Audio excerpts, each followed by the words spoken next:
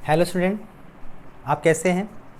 मैं वीरेंद्र कुमार जायसवाल आपका स्वागत करता हूं आपके हमारे यूट्यूब चैनल वर्चुअल अड्डा पे।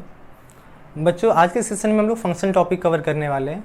ठीक है, इसके पहले मैं आपसे ये कहूँगा कि अगर आपका कोई लेक्चर छूटा हुआ तो आप डिस्क्रिप्शन बॉक्स में जाइए और वहाँ पे प्रीवियस लेक्चर के सारे लिंक दिए हुए हैं। ठीक है, और आपको चैनल तो ये आप ही के लिए बनाया गया है बच्चों। इस लॉकडाउन में आप घर पे रहिए और सेफ़ रहिए और पढ़ते रहिए। ये सारी सुविधाएं बच्चों ऑनलाइन फ्री आपको दिया जा रहा है, इसमें कोई भी चार्जेस नहीं है। ठीक है, तो आप घर बैठ के हमारे साथ जुड़िए और ज़्यादा से ज़्यादा इसे पढ़ने पे ध्यान दीजिए। अगर कोई टॉपिक आपको समझ में नहीं आता तो हमारे कमेंट बॉक्स में हमारे साथ शेयर करिए। ठीक है, जिससे मैं नेक्स्ट लेक्चर में आपके साथ उसे दोबारा आपके लिए ले पाऊँ। ठीक है, और लाइक को ज़रूर किया करिए बच्चों। लाइक करते हैं तो मुझे ये पता चलता है कि आपको मेरी बातें पूरी तरह समझा रहा हूँ, समझ में आ रहा है। ठीक है, और जो पुराने व्यूवर हैं मैं उनसे कहूँगा बच्चों ज़्यादा से ज़्यादा आप अपने दोस्तों में शेयर करिए, आपके साथ साथ आपके फ्रेंड भी बेनिफिट इसका उठा पाएँ। ठीक है, तो आज के लेक्चर स्टार्ट करते हैं। फंक्शन, देखिए फंक्शन अगर ध्यान दिया जाए तो फंक्शन अपने आप में एक क्या कहा जाता है, फंक्शन कहा जाता है कि स्पेशल टाइप ऑफ रिलेशन है। कैसे रिलेशन, उसके बारे में भी डिस्कस करेंगे। ठीक है, एज वेल एज देखो फंक्शन में क्या होता है, अगर हमारे पास अगर कोई मशीन मान लो, ये हमारे पास कोई भी मशीन है। ठीक है, कोई मशीन मान लो, तो अगर लेमन लैंग्वेज में बात करें, अगर मैं इसके अंदर कुछ भी इनपुट दूं तो इसके करस्पॉन्डिंग क्या मिलेगा, हमें आउटपुट मिलेगा। ठीक है, अगर मैं इसको फंक्शन से रिलेट करूं तो यहाँ पे अगर मान लो मशीन हमारी एफ टाइप की कोई मशीन, अगर मैं इसमें एक्स इनपुट दूंगा तो इसमें क्या मिलेगा, यहाँ पे एफ ऑफ एक्स मिलता है बच्चों। ठीक है, तो फंक्शन कब कह सकते हैं उसके लिए भी कुछ कंडीशन है, आपको ध्यान रखना होगा वो। ठीक है, कब फंक्शन कहेंगे कब फंक्शन नहीं कहेंगे, इसके बारे में हम लोग ध्यान रखना है। इसी टॉपिक में हम समझने वाले हैं। चलिए पहले डिफिनीशन समझते हैं। इसका रिलेशन के पॉइंट ऑफ व्यू से डिफिनीशन क्या होगा, रेंज के पॉइंट ऑफ फंक्शन के पॉइंट ऑफ व्यू से डिफिनीशन क्या होगा, दोनों को डिफिनीशन को लिख के और समझेंगे। ठीक है, तो पहले हम लोग डिफिनीशन समझते हैं बच्चों। लिखा हुआ है, डिफिनीशन की बात करें हम लोग, let A and B two non empty sets, then a relation f from a to b is called a function,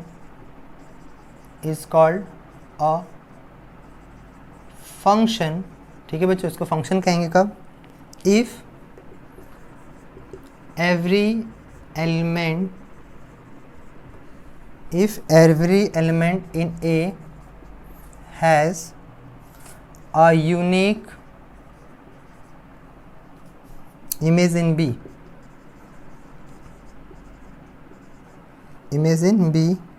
and we write, इसको इस तरह लिखेंगे बच्चों, F such that from A to B। ठीक है, इस तरह लिखेंगे। ठीक है, एक बात और यहाँ से कंक्लूड कर सकते हैं, दस मैं लिख दे रहा हूँ, ये इंपॉर्टेंट है, this relation f from A to B, direct लिख दे रहा हूँ, relation f such that from A to B is a function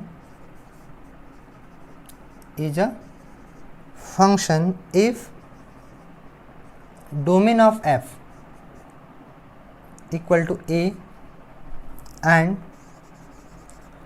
no two distinct order pairs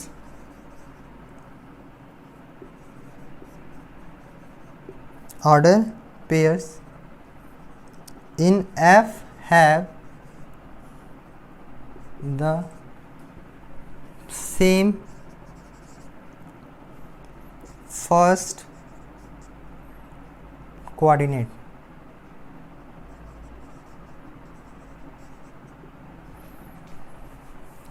same first coordinate का मतलब क्या है बच्चों, इसको मैं भी क्लियर करूंगा। पहले डिफिनीशन समझ लिए, डिफिनीशन अभी और बनाएंगे अभी हम लोग।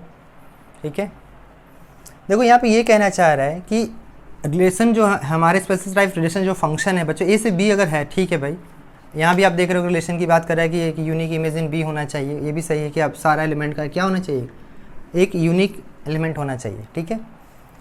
तो एक बात बताओ यहाँ पे ये क्यों लिखा गया, देखो देख रहे हो, no two distinct order pair in f have, ठीक है, द सेम फर्स्ट कोऑर्डिनेट। मतलब ये कह रहा है कि कभी भी ऐसा नहीं होना चाहिए। क्या नहीं होना चाहिए, मैं आपको समझा दे रहा हूँ पहले, कि मान लो एक सेट ए एक सेट बी है, कि ए और बी क्या नहीं होना चाहिए, वो कहना चाह रहा है कि किसी दो, मान लो दो एलिमेंट है, इसका आपने इसके साथ इमेज बनाया, इसका इसके साथ, ये नहीं होना चाहिए, ठीक है। अगर ऐसा फॉलो होता है बच्चों, याद रखिएगा, इसमें ये कहना चाह रहा है कि किसी का दो फर्स्ट कोऑर्डिनेट नहीं होना चाहिए, सेम फर्स्ट कोऑर्डिनेट नहीं होना चाहिए। मतलब फर्स्ट कोऑर्डिनेट मतलब आप कह सकते हो कि दो इमेज का उसका एक प्री इमेज नहीं होना चाहिए, किसी दो इमेज का एक प्री इमेज नहीं होना चाहिए, ये समझाना चाह रहा है ये। अगर ऐसा होगा बच्चों तो वो रिलेशन होता है, ना कि फंक्शन होता है, ये समझाना है इसमें। अगर इसकी वजह अगर ये होगा, आप ऐसा समझो, अगर इसके जहाँ पे ये अगर है तो ये सही है, इसको आप कह सकते हो कि अगर ए और बी लिखा है, एक्स की दो वैल्यू वाई की एक वैल्यू को बना सकता है बच्चों, ये हो सकता है। इसका भी अलग इमेज हो गया, इसका भी अलग इमेज हो गया, ये हो सकता है, बट ये नहीं हो सकता बच्चों। ये हमारा फंक्शन है, ये फंक्शन कहलाएगा बच्चों, बट नॉट अ फंक्शन, ये फंक्शन नहीं है, इज अ रिलेशन। ये क्या कहलाएगा बच्चों, फंक्शन नहीं तो क्या होगा, ये रिलेशन कहलाएगा। क्योंकि ऑर्डर पेयर आपने देखा था कि ऑर्डर पेयर जब हम बनाते थे, कार्टेशियन प्रोडक्ट करते, एक इसके सारे एलिमेंट के साथ एक इसके सारे, मतलब जितने एलिमेंट उस तरह बनाते थे, इसलिए ऐसा है। ये बात ध्यान रखिएगा, इसमें यही बात ध्यान रखना है। No two distinct order pair, आप कह सकते हो, आप कह सकते नो टू, आप ऐसे भी समझ सकते, कोई दो इमेज का एक प्री इमेज नहीं होना चाहिए। अगर ऐसा होगा बच्चों तो रिलेशन होता है, ना कि वो फंक्शन। हाँ, दो का, ठीक है, दो का इमेज एक हो सकता है, ठीक है, दो एक आप एलिमेंट लीजिए, उसका एक इमेज बना सकते हैं, क्योंकि इसका भी यूनिक एलिमेंट होगा, इसका भी यूनिक ही कहलाएगा ये, ठीक है। तो ये था एक इसका डेफिनेशन बच्चों, ठीक है। इसमें एक चीज़ और ध्यान रखेंगे, इसका एक डेफिनेशन और बना सकते हैं, उसको मैं लिख दे रहा हूँ।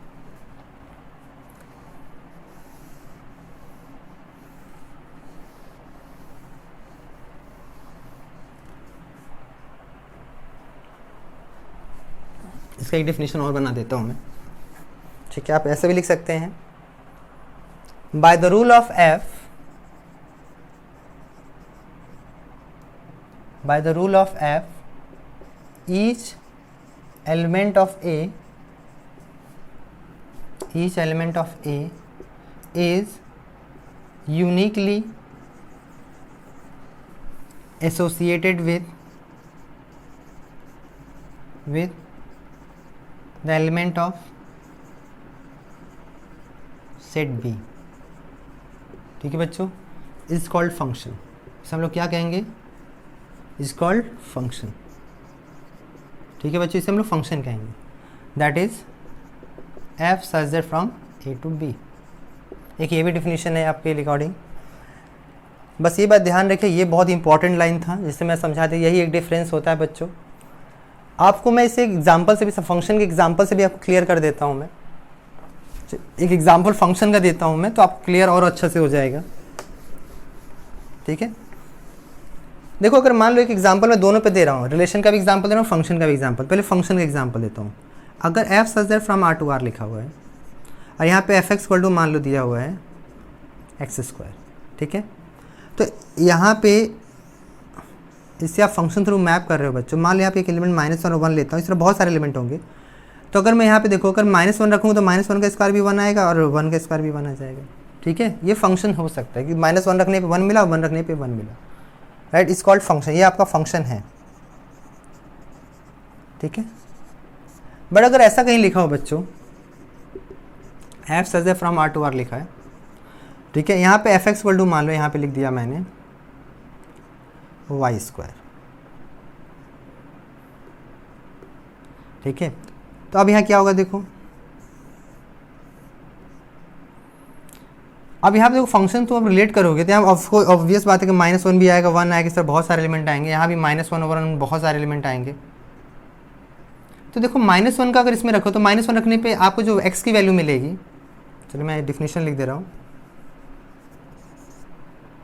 यहाँ पे ऐसे लिख देता हूँ, ठीक है।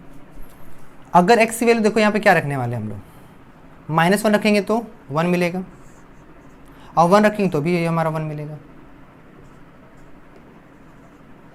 ठीक है। अगर y की वैल्यू अगर रखो इसमें -1 तो -1 के स्क्वायर x क्या वैल्यू बना देगा 1, और 1 रखेंगे तो भी 1। तो बच्चों ये क्या कहलाएगा आपका, ये आपका रिलेशन कहलाएगा। Is not a function, is not a function, is a, ये क्या कहलाएगा, रिलेशन कहलाएगा। क्योंकि आपने वहाँ पढ़ा था, अगर मैं इसका फंक्शन का अगर मैं ऑर्डर पे लिखूँ तो यहाँ क्या लिखेंगे बताइए, 1 का -1 आ जाएगा, 1 का 1 आ जाएगा। तो वहाँ भी बोला आपने अभी पढ़ा था कि कोई भी दो का सेम क्या नहीं होना चाहिए, फर्स्ट क्वांटिटी दोनों का सेम नहीं होना चाहिए। अगर होगा तो वो फंक्शन ना होकर क्या हो जाएगा, वो रिलेशन हो जाएगा बच्चों, ठीक है। तो इस तरह हमारा ये था, बाकी सब उसी तरह बच्चों कहा जाए तो डोमेन रेंज। तो आज हम लोग डोमेन रेंज पे भी बात करेंगे हम लोग, ठीक है। तो पहले अब इसके बाद हम लोग ग्राफ देखेंगे, 1 बाय 1 सारा ग्राफ देख लें, उसके बाद डोमेन और रेंज पे अलग से डिस्कस करेंगे अच्छे से, ठीक है। देखो अगर हम लोग ग्राफ पे बात करें बच्चों, ठीक है, ग्राफ पे बात करें,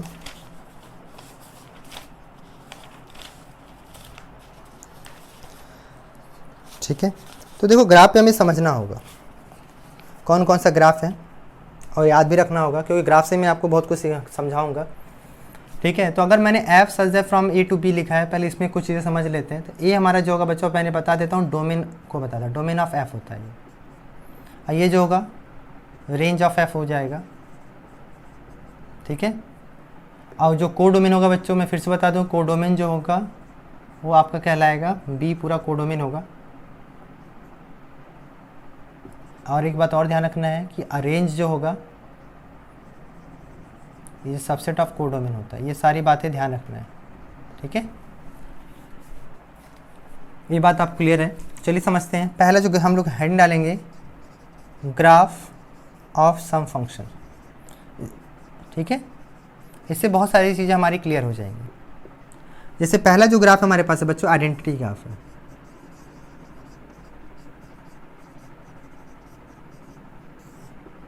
अगर आपसे पूछा जाए आइडेंटिटी ग्राफ क्या होता है, ठीक है, आपसे क्या पूछा गया, आइडेंटिटी ग्राफ के बारे में हमें बताइए। तो देखो आइडेंटिटी ग्राफ के बारे में समझना, पहले समझो आइडेंटिटी ग्राफ बनता कैसे है, ठीक है। आइडेंटिटी ग्राफ क्या होता है बच्चों, f such that from r to r हो जाए, where f(x) equal to x हो जाए बच्चों। f(x) को आपको पता है ना, f(x) को हम लोग क्या कहते हैं हम लोग, ठीक है। f(x) जो होगा हमारा, f(x) को y कहते हैं। तो एक बात बताओ, अगर इसमें x की वैल्यू अगर 1 रखोगे, आप ऐसे बना लो, f(x) को y कह दो, f(x) को हम लोग क्या कहते हैं, y कहते हैं, ठीक है। अगर x 1 रखोगे तो y की वैल्यू भी 1 मिलेगी, क्योंकि इस तरह का फंक्शन है। -1 रखोगे तो -1, 0 रखोगे तो 0 मिलेगा, ठीक है। और जहाँ से जहाँ तक ग्राफ बनता है बच्चों, ध्यान रखें, बस उसी से हम डोमेन रेंज बता देंगे। आप एक बात और मोटा ध्यान रखना अपने दिमाग में, कि पूरा जो y एक्सिस होता है वो आपका क्या होता है, यहाँ पे देखो ये b क्या बता रहा है आपको, सॉरी ये b कोडोमेन नहीं बच्चे, यहाँ कोडोमेन कहलाता है, रेंज नहीं, ये कोडोमेन होता है, सॉरी b हमारा कोडोमेन होता है। जो b होता है बच्चे पूरा कोडोमेन, मतलब पूरा ये y एक्सिस आपका कोडोमेन की तरह काम करेगा। अब जब ग्राफ रखोगे ना, ऐसा कुछ ग्राफ बनेगा, अब ढंग से बनाइएगा। ये y इक्वल टू x है बच्चों, जब x इक्वल टू 0 रखें 0 मिलेगा, 1 रखने पर 1 मिलेगा, -1 रखेंगे तो -1 मिल जाएगा, ठीक है। इसलिए इसका नाम आइडेंटिटी रखा गया कि जो भी x की वैल्यू रखोगे वही y की वैल्यू मिलेगा। इसमें डोमेन और रेंज की अगर बात करते हैं हम लोग, तो डोमेन को शॉर्ट फॉर्म में df लिखूंगा मैं। तो x देखो, x की सारी वैल्यू ले सकते हैं, इसलिए x बिलोंग r लिखा जाता है। और रेंज की बात करें तो रेंज को हम लोग rf लिखेंगे इस तरह, ठीक है बच्चों। और अरेंज क्या, देखो जब x आ रहा है तो y की भी सारी वैल्यू कवर कर रहे हो आप, तो हमारा रेंज क्या आ जाएगा, y बिलोंग्स r हो जाएगा। रेंज के लिए आपको बस ये याद रखना है, ग्राफ हमारा कहाँ से कहाँ तक बना है, उसके करस्पॉन्डिंग y की वैल्यू कहाँ से कहाँ तक है, वो आपका रेंज कहलाएगा बच्चों, ठीक है ना। बस आप ग्राफ देख के डोमेन रेंज हमारे साथ डिस्कस करते रहिए, इस तरह हम लोग सारा ग्राफ पढ़ लेंगे। आई होप आपको ये समझ में आ गया होगा कि आइडेंटिटी ग्राफ ये हमारा होगा, ठीक। अब आगे बात करते हैं, नेक्स्ट जो है बच्चों, उसके बाद आता है कांस्टेंट फंक्शन।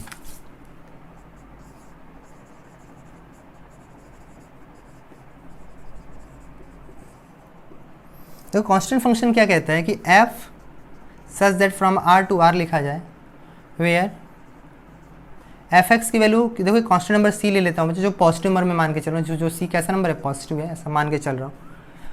तो अब देखो जब c पॉजिटिव लेके चल रहे हो आप, तो फिर से हम लोग ग्राफ की अगर बात करें हम लोग, तो देखो ग्राफ बहुत ईजी बनेगा। ऐसा मान लो,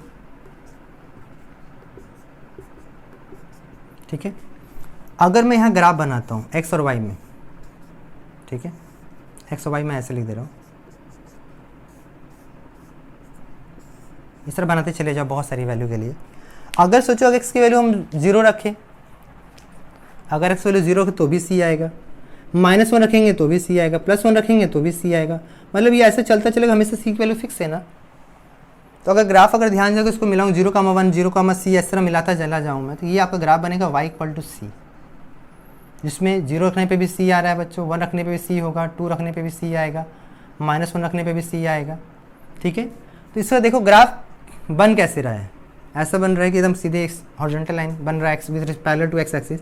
अगर मैं इसका डोमेन की बात करता हूँ, क्या बात करता हूँ बच्चों, डोमेन ऑफ f, देखो क्या आएगा, x बिलोंग, x की सारी वैल्यू ले रहे हो। रेंज की बात करें तो बच्चों, रेंज में देखो केवल y की एक ही वैल्यू इंक्लूड कर रहे हो ना, पूरी की वैल्यू इंक्लूड नहीं करे तो y जो आएगा बच्चों सीधे सीधे आप क्या लिखोगे, c लिखोगे आप, ठीक है। c एक एलिमेंट है, बाकी कोई चीज़ नहीं है बच्चों, उसके पैरेलल टू एक्स एक्सिस बनाए, इसलिए इसका रेंज क्या आ जाएगा, c आ जाएगा। ये आपको ध्यान रखना है, ठीक है।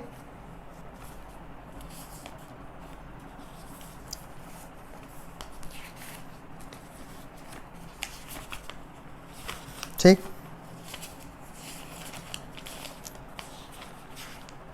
तो इसके बाद आता है बच्चों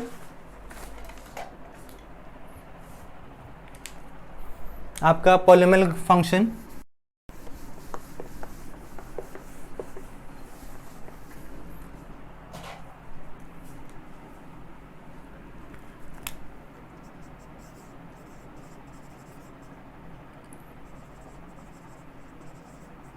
देखिए पॉलिनोमियल फंक्शन तो बहुत सारे होते हैं बच्चों, जो मेरे लिए इंपॉर्टेंट बस उसकी बात कर रहे हैं हम लोग। इसके अंदर हमें एक क्यूबिक फंक्शन ग्राफ देखना है,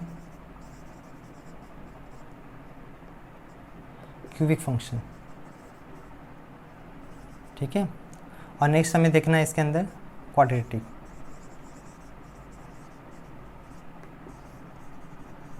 इन दो फंक्शन के ग्राफ हमें डिस्कस करना है, होंगे तो बहुत सारे, बस इसी से हमारा काम है। तो इन्हीं दो फंक्शन के बारे में हम लोग को डिस्कस करना है, ठीक है। देखो क्यूबिक फंक्शन की अगर बात करते हैं तो इसके बारे में समझते हैं। तो इसके बारे में लिखा जाए पहले, f such that from r to r where f(x) = x³, ठीक है। तो x³ का ग्राफ अगर ध्यान दो बच्चों, तो इसका ग्राफ आप मेमोराइज कर लो तो भी अच्छा है। इसका ग्राफ 10x फंक्शन की तरह बनता है। 10 फंक्शन आपने देखा होगा कैसे बनाते हैं हम लोग, ये ऐसे ग्राफ बनता है। इस ग्राफ में देखो आप x की सारी वैल्यू ले सकते हो आप, कोई x का वैल्यू नहीं जो आप ना ले पाओ, इसलिए इसका डोमेन हम लिख सकते हैं यहाँ से। इसका जो डोमेन होगा बच्चों, x belong all real value होगी, और उससे देखो करस्पॉन्डिंग y की भी सारी वैल्यू ले सकते हो। इसका रेंज जो होगा, रेंज ऑफ फंक्शन जो होगा y बिलोंग्स r होगा, ठीक है। अब बात करते हैं क्वाड्रेटिक फंक्शन के बारे में। तो f such that from r to r where f(x) = ax² bx + c बच्चों, ठीक है। ये आपको ध्यान, इसमें कुछ बातें आपको ध्यान रखना है बच्चों, जो आप आगे पढ़ोगे। इसमें दो बातें क्या क्या ध्यान रखनी है। इफ़ a इज पॉजिटिव होगा बच्चों, a नेगेटिव होगा।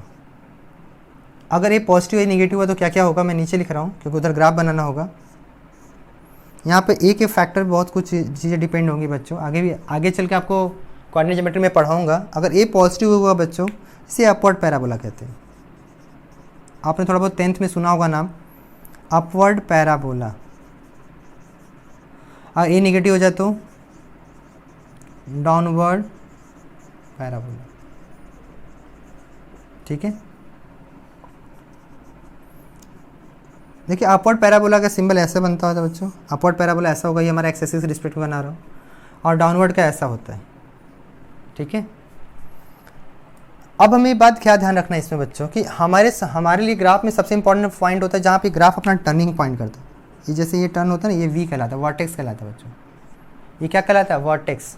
तो आपको सबसे पहले इसका वर्टेक्स याद रखिएगा। मैं डायरेक्ट बता दे रहा हूँ कैसे आता है, जब जेई वाले क्लास लूँगा उसमें आप देख सकते हैं। वर्टेक्स जो होगा, वर्टेक्स वी की अगर हम लोग बात करें तो आपको याद रखना है -b/2a -d/4a आपको याद रखना है बच्चों।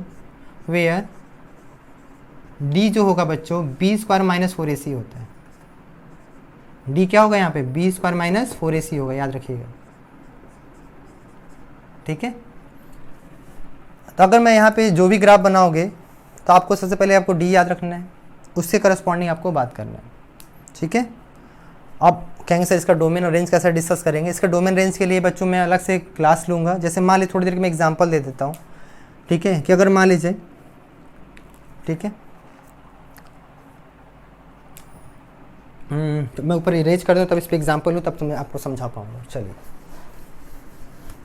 जैसे मान लीजिए इस पर मैं एग्जाम्पल कैसा ले रहा हूँ, आपके अकॉर्डिंग ले रहा हूँ, ठीक है। जैसे मान लीजिए मैं एग्जाम्पल ले रहा हूँ इसके कारण, कह रहा है f from r to r लिखा है, ठीक है। एफ एक्स यहाँ पर दिया है, एफ एक्स दे दिया गया x² x+1, सपोज ऐसा ही दे दिया, सिंपल सा। तो यहाँ पे देखो a की वैल्यू कंपेयर करो इसके साथ, अगर इससे कंपेयर करो तो a की वैल्यू 1 आ जाएगी, b की वैल्यू 1 आ गया, c की वैल्यू 1 आ गया, ठीक है बच्चों। तो अगर a 1 है तो आप क्या बताओगे? अपवर्ड पैराबोला होगा। तो सबसे पहले आप d निकालो, डिस्क्रिमिनेंट, तो b² -4ac निकाल के देख लो आप। तो b² मतलब 1 का स्क्वायर -4 × 1 × 1 कर लो आप, तो कितना आ जाएगा? -3 आ गया।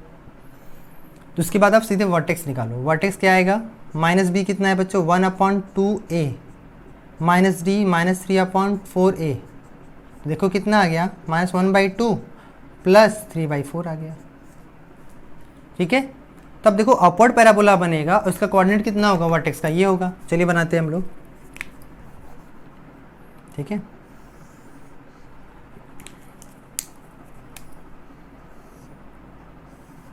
ठीक है, ये आपका वर्टेक्स हो गया बच्चों, -1/2 है, आपका 3/4 है। ये आपका वर्टेक्स जहाँ से ग्राफ मुड़ रहा है, ठीक है। आई होप आपको समझ में आ गया होगा, ऐसा ग्राफ बनेगा। अब ये वाला पॉइंट ऑफ इंटरसेक्शन अगर आपको जानने का बहुत मन है, कुछ नहीं, अगर इस पूरे ग्राफ में x की वैल्यू 0 रख दो, तो अगर x 0 होगा तो y की वैल्यू 1 मिल जाएगी, तो आपको पता चल जाएगा ये 1 होगा, ठीक है। अब अगर मैं इस ग्राफ को देखो, मैंने भी क्या बोला, जहाँ से जहाँ तक ग्राफ बनेगा वो हमारा क्या होगा? y एक्सिस पे देख लो, रेंज बता देगा वो। चलो देखते हैं। इसमें x की सारी वैल्यू ले सकते हो बच्चों, तो इसका डोमेन क्या ले सकते हो बताओ? अगर x की सारी वैल्यू ले सकते हो, डोमेन ऑफ f अगर हमसे बोला जाए तो x belong all real value, ऐसा कोई x नहीं जो इसमें हम ना ले पाए। अगर रेंज की अगर बात करें बच्चों, तो y देखो कहाँ से आता है, ग्राफ कहाँ से बन रहा है, देखो 3/4 से ऊपर की तरफ जा रहा है। 3/4 से ऊपर मतलब 3/4 से प्लस इन्फाइनिटी की तरफ जा रहा है, तो इसको ऐसे लिखेंगे 3/4 से प्लस इन्फाइनिटी बच्चों। अगर ये ग्राफ डाउनवर्ड होता तो माइनस इन्फाइनिटी से 3/4 आ जाता, ठीक है। तो अकॉर्डिंग टू द क्वेश्चन हम डिस्कस कर पाएंगे, ठीक है। और भी चीज़ें हैं बच्चों, अभी आगे लेटर ऑन डिस्कस हम लोग करेंगे, जब अलग से डोमेन रेंज निकालने सिखाऊंगा मैं, ठीक है। तो आगे बात करते हैं हम लोग। आई होप आपको समझ में आ गया होगा, ठीक है। बाकी पैराबोला का भी जब कोऑर्डिनेट ज्योमेट्री में पढ़ाऊंगा आपको, तो पैराबोला पूरा कवर कराऊंगा ही। अब बात करते हैं बच्चे, ये तो हो गया इसके बारे में। उसके बाद आता है आपका नेक्स्ट जो है मॉडुलस फंक्शन,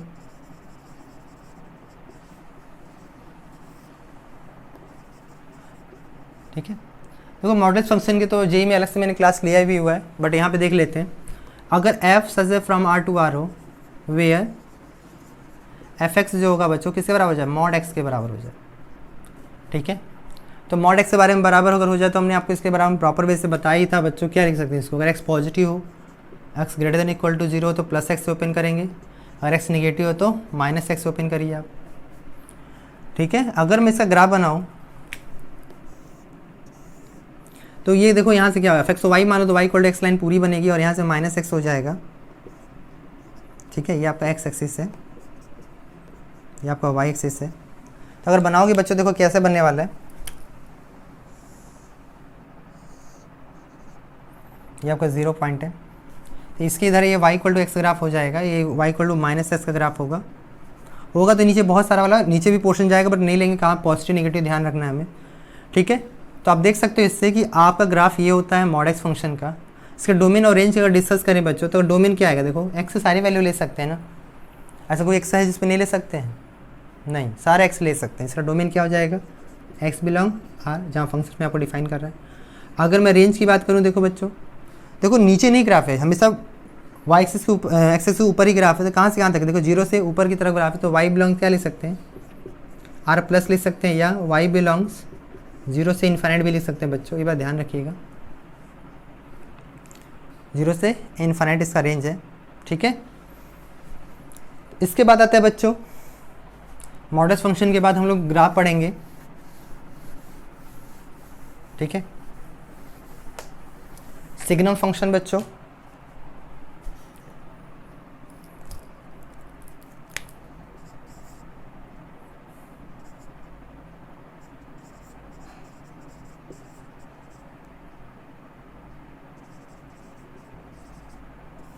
ठीक है, f such that from R to R where f x equal to, short form में S G N of x लिखा जाता है बच्चों।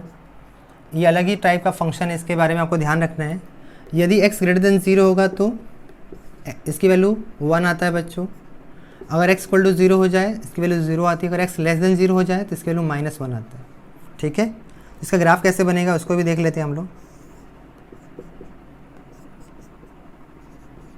ठीक है। देखो क्या कह रहा है, x पॉजिटिव हो तो 1 आना चाहिए, मतलब 0 1 2 कुछ भी के लिए हमेशा 1 आएगा, और 0 पे 0 आएगा बच्चों, -1 आएगा अगर इसके इधर लॉन्ग कुछ होगा तो आप इसका डोमेन रखो, तो डोमेन तो x की सारी वैल्यू ले रहे हो आप, तो इसका डोमेन क्या लिख सकते हो बताओ। अगर देखो x की सारी वैल्यू ले रहे हो तो इसका डोमेन क्या आ जाएगा, फॉर ऑल रियल वैल्यू, ठीक है। और रेंज की अगर बात करें तो रेंज में देखो क्या आ रहा है, 0 आ रहा है, 1 और -1, इन्हीं 3 वैल्यू आ रही है ना, इसके अलावा तो कोई वैल्यू आ नहीं रही है, ठीक है, क्योंकि ग्राफ एक कांस्टेंट लाइन कांस्टेंट फंक्शन की तरह बना रहा जा रहा है। इसका आंसर क्या लिखेंगे, y इक्वल टू -1 0 1, ये 3 वैल्यू आएगी बच्चों y में, इसके अलावा कोई वैल्यू नहीं है, ठीक है। तो ये सारा ग्राफ था बच्चों, इसके अलावा कुछ ग्राफ छोटा होगा तो नेक्स्ट क्लास में देख लेंगे, बट हमारे हिसाब से इतना ही था, ठीक है। अब बात करेंगे बच्चों प्रॉपर्टी ऑफ फंक्शन, 2 फंक्शन की हम बात करेंगे। प्रॉपर्टीज ऑफ फंक्शन की बात करेंगे हम लोग अब, ठीक है। लेट कर लिया जाए कि एक फंक्शन f है फ्रॉम, ठीक है, r टू r है, ठीक है, या a टू b कह लीजिए, where f x equal to, ठीक है, एफ एक्स, ठीक है, एंड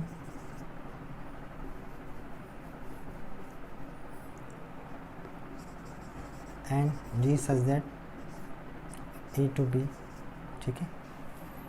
देन और 2 फंक्शन दिया जाए बच्चों, ठीक है, अगर उनमें पहला प्रॉपर्टी होल्ड कराना है हम लोग को, जैसे मान लीजिए 2 फंक्शन आपस में जुड़ के है दिए हुए हैं और x के रिस्पेक्ट में बात करना है, हम क्या करेंगे, दोनों फंक्शन को अलग अलग आपस में क्या करेंगे, जोड़ देंगे।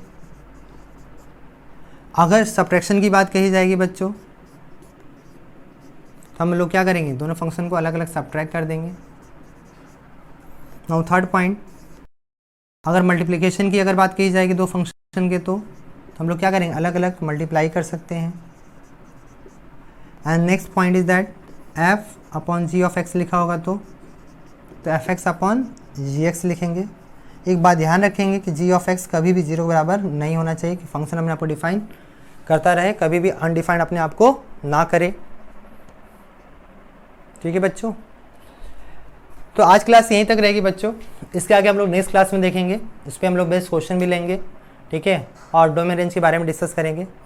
मैं फिर से कहूँगा बच्चों, अगर पूरी क्लास समझ में आई तो लाइक करिए, शेयर करिए, और ज़्यादा अपने दोस्तों के साथ मिल के पढ़ते रहिए, ठीक है। लॉकडाउन पे आप घर पे रहिए, सेफ रहिए, ठीक है। Thank you so much.